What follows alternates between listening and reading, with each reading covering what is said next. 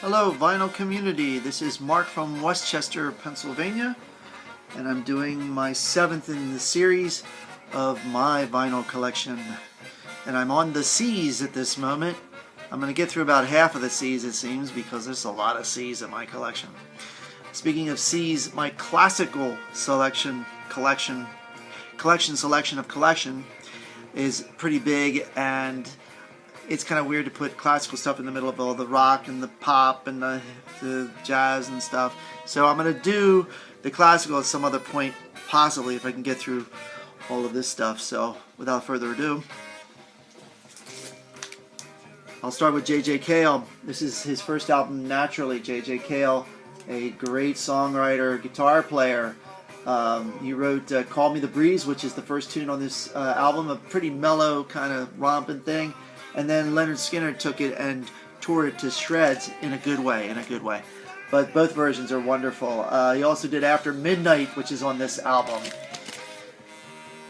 Every J.J. Cale album is a good J.J. Cale album, just about. I mean, really, you can't go wrong with J.J. Cale. I've got 5 of his albums here, 6 of his albums here. Here's the next one, Really. Well, this is the back of Really. And there's J.J. looking so very cool. And I thought he was just like this mellow guy who wrote these songs. He's quite a virtuoso. I saw a very good video television show that was broadcast in the early 70s of him and Leon Russell. Leon Russell's band playing with J.J. Cale. Maybe it was J.J. Cale's band playing with Leon Russell. I can't remember. This is Okie.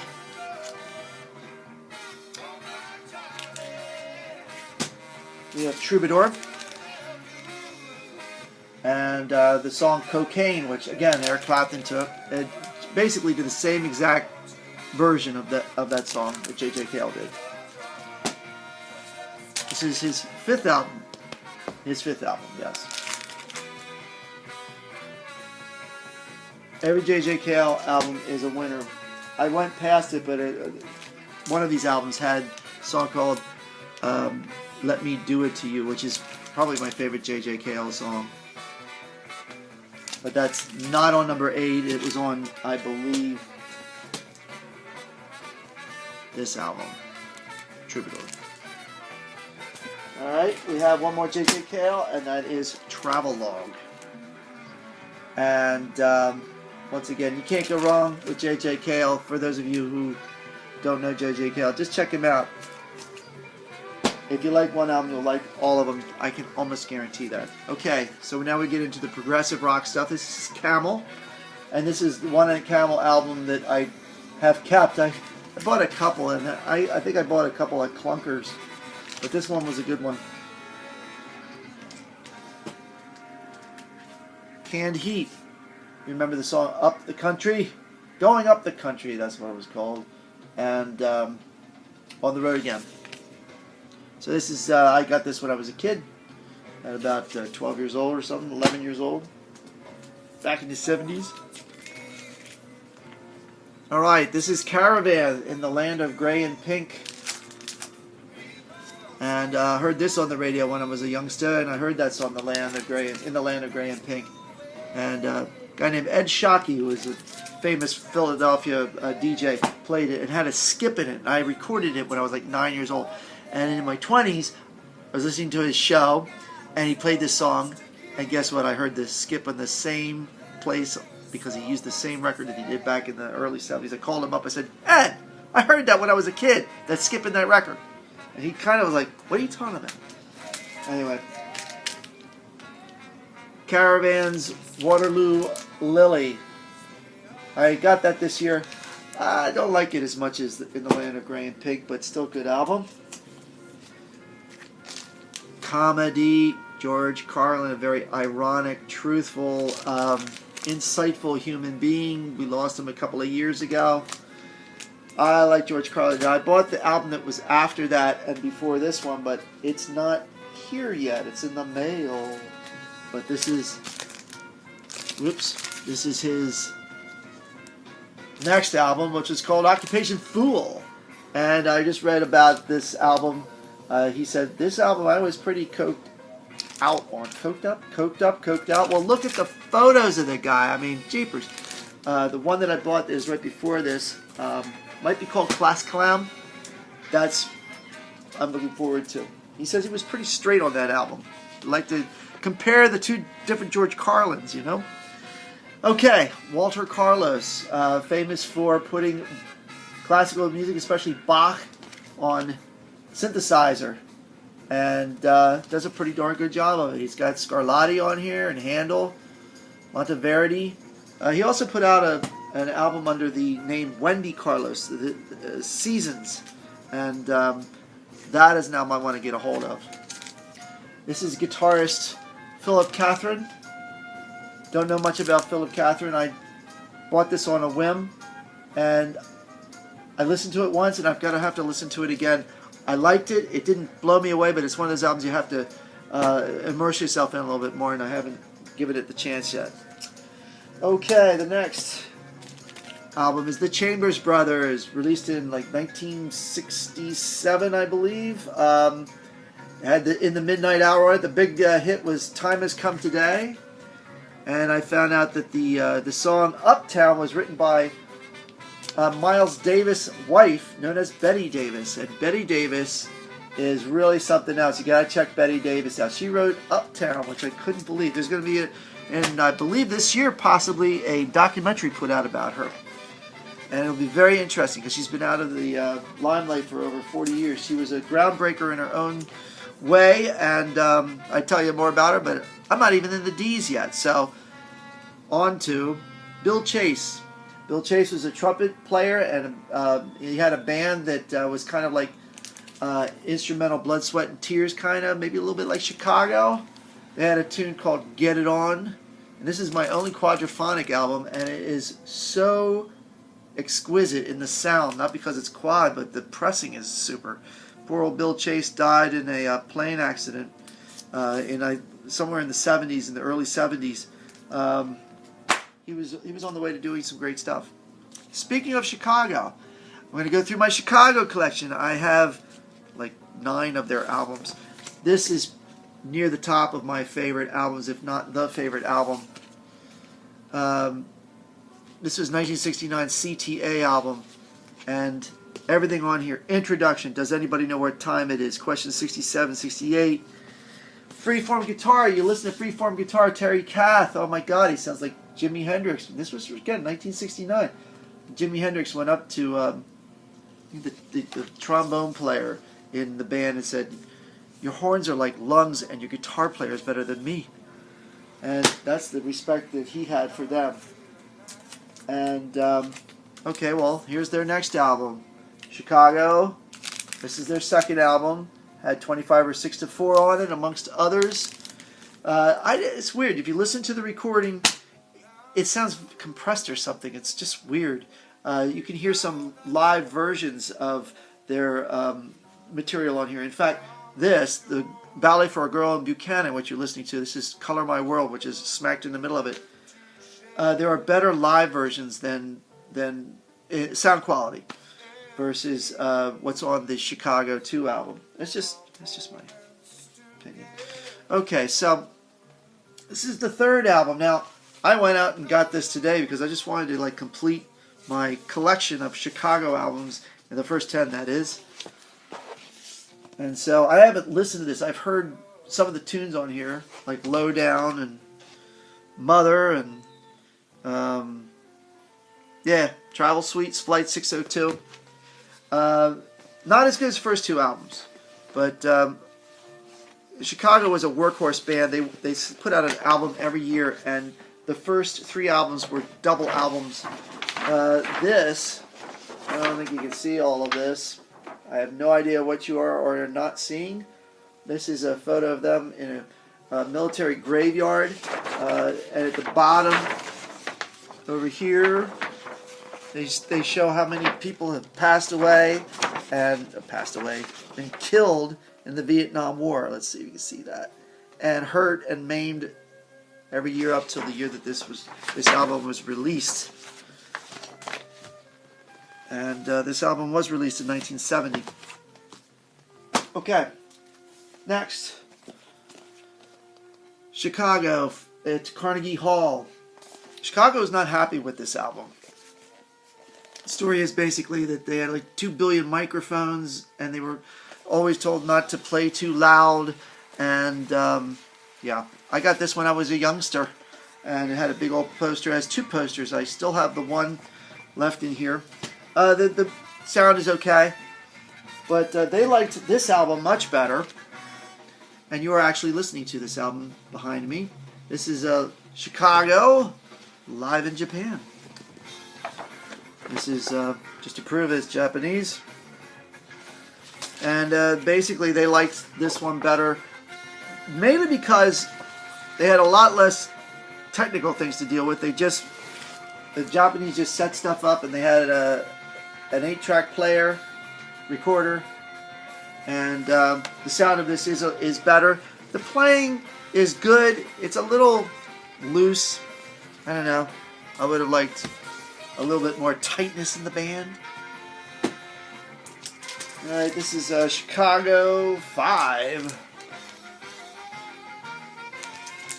And we start getting into the 5s, 6s, 7s, 8s, and 9s. I start to go, But this is a good one. I think this has questions 67 and 68 on it. This is when they started recording in the Caribou Studios in Colorado. Jim Guercio, their manager, had them record there. Yeah, I'm kind of blowing through them now because you know what? There's a lot of these albums. This is number 7.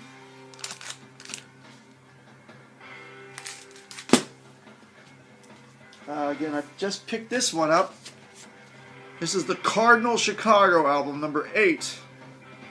And this actually had a thingy, for lack of a better word, because I can't think of it, that you can put on your shirts, you know, steam it on you. I know that made a lot of sense.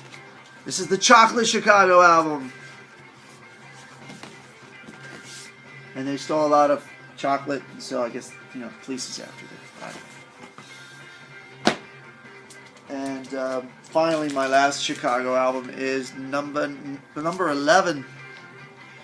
Now, after this album, Terry Kath accidentally killed himself, and I think the band kind of just sort of, for me, just lost their fire. They were having problems at this point, but I highly recommend the documentary that just came out this year. It was on CNN last night of Chicago, and the promos for it didn't look too promising, but I watched it, and it's 2 hours long with commercials. And the first hour and a half were absolutely wonderful. I mean, they went into some real detail about the band, the music of the first, in the Terry Kath years, because those were the great years of Chicago. They were just amazing in that they had great musicians, great songwriting, great singing, 3 singers that could sing like gorgeous melodies. They had great melodies. They loved the Beatles, and all of them liked jazz and classical and rock, and they just put it all together, and they did a great job with it. And Valley for a Girl Buchanan, which is ending right now, is a prime example of how excellent they were. Okay, my Eric Clapton. I have this album, which is the Crossroads album, which has the Yardbirds, John Mayall and Eric Clapton, Cream, Blind Faith, Delaney and Bonnie, Derek and the Dominoes, and Eric Clapton solo stuff. This is a compilation album. It's really good. You find it, get it. That's what John Mayall. He is around the time of Derek and the Dominoes.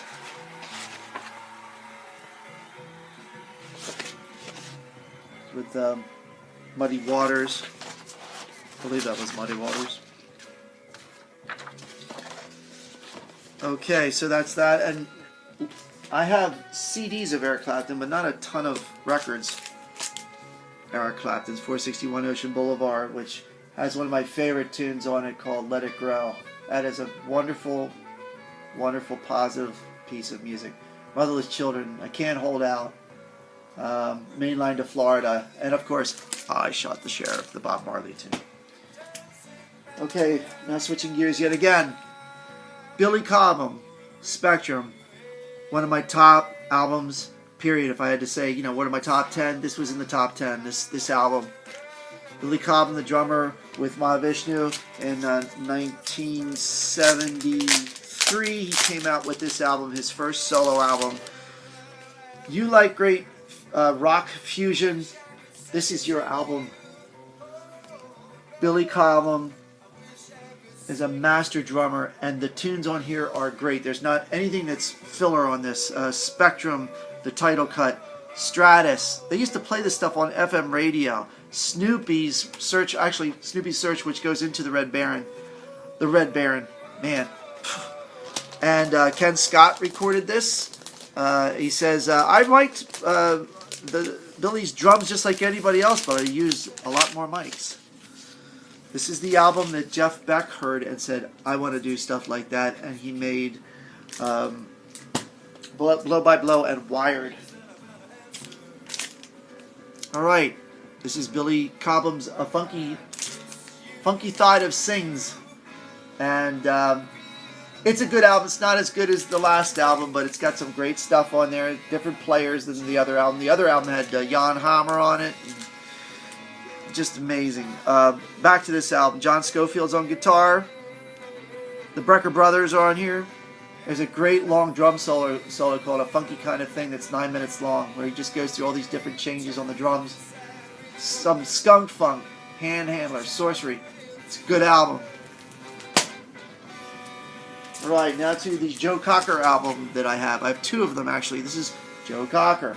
And this has the Leon Russell Band. What's the name of the name? I forget the name of the band. But anyway, it has Leon Russell's band backing him up. And man, they cook on this. Hitchcock Railway, Dear Landlord. Great stuff. This one here, Joe Cocker. Mad Dog's an Englishman? I think that's the name of the band. This has my favorite Joe Cocker tune on it called Woman to Woman. Check it out. It's so funky. Next I have John Coltrane. This is with singer Johnny Hartman. And they basically just got together because John Coltrane's manager said, you guys would sound good together. And so that's what happened. They got together and did this. And I like these John Coltrane albums I have. I heard him first on the Miles Davis album, which I can't remember the name of it right now. Kind of Blue, yeah, that's the one. Anyway, love this guy's tone, especially John Coltrane's tone. You can tell his tone, just like that's John Coltrane. And I finally have an album that was put out during his lifetime, even though it was earlier recordings. These were from the 50s and the 60s. And it has McCoy Tyner on it, Jim Garrison on bass, Elvin Jones on drums, and again, Johnny Hartman on it. I enjoyed this album very much. It's on the mellower side of John Coltrane. We're getting down to the end of my collection here. This is a band called the Connells. They were a band that were, and I think still maybe even together after all these years. This came out in about like 1990 or so. I saw them at a club in Philadelphia. I'm not even sure why I saw them, but I enjoyed them. This One Simple Word album is good. My favorite song on here is called Get a Gun. I also like Set the Stage and Another Souvenir. They were good, and they put out a lot of recordings, and this is the only one I really know. And I'm going to end up this segment of my videos with Bill Connor's theme to The Guardian. He was the original guitar player in Return to Forever. This is an acoustic guitar album, solo, complete solo, and it's sort of a mixture of John Abercrombie and Ralph Towner, but he's got his own voice in this, and it's a really, it takes a little bit of getting used to for those who are, you know, not interested in the ECM sound, but it's a great album. Okay. It's almost 20 minutes, and I'm now done. If you have any questions, thoughts, comments, if I got something that you think I should know about, or, you know, if I got it wrong, just let me know. That's it for now. So I'm going to get back with the C's at some point. I wish you all a good day, good evening, and remember, music is the best.